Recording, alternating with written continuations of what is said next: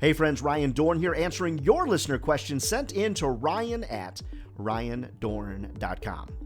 All right, here comes our next question. This is from Bryan in North Carolina. Hey, Bryan, just one state away. We should get together, hang out, and talk sales, right?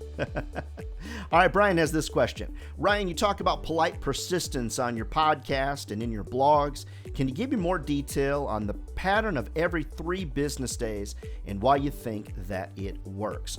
So, Bryan, I like to be politely persistent because I believe polite persistence produces positive profit. And this is what I mean by that. You want to be persistent in sales, but you don't want to be so persistent that you're annoying. So what I did is did a pretty long, exhaustive test on when did I get better response rates. Was it when I followed up every day, every 2 days, every 3 days, every 4 days, every 5 days? What was the circumstance? And here's what I found out. Once a week, checking in with a customer just wasn't generating any results for me. Doing it every day was not generating results for me. Doing it every 2 weeks, every 2 days wasn't generating a good response for me. So what I settled on and what I tested and what seems to work for me is every 3 business days. Okay, so let's talk about it. If I reach out to somebody on Monday with a voicemail and an email, I'm not going to reach out on Tuesday or Wednesday, but I'm going to reach out again on Thursday.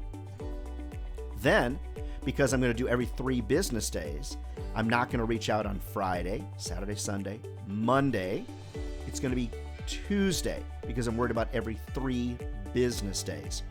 What I found is, and worked with a lot of my clients on this, is that every 3 business days is just persistent enough to move the needle without being so persistent that you come across as being annoying.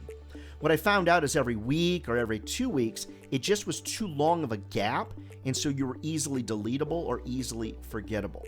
And that's why I settled on the 3 business days pattern.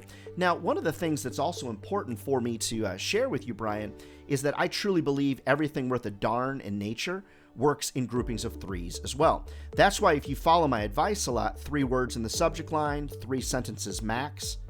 Okay, I also do 3 options inside of every proposal that I'm doing. When I'm giving success stories, I present 3 options and 3 success stories, 3 optional success stories. And then when I'm prospecting, what I'm doing is I'm focusing in on what it looks like every 3 business days. I truly do believe that the rule of 3 applies in life, it applies in nature, and then, Bryan, it also applies in sales. So hopefully that polite persistence example gives you an example that will also be able to carry through to your prospecting process as well. All right, friends, keep your questions coming. Ryan at ryandohrn.com. Never forget, if sales was easy, everybody be doing it, and they're not. We're not crazy, friends. It's a great career. It'll feed your family for a lifetime. All right, we'll see you next week.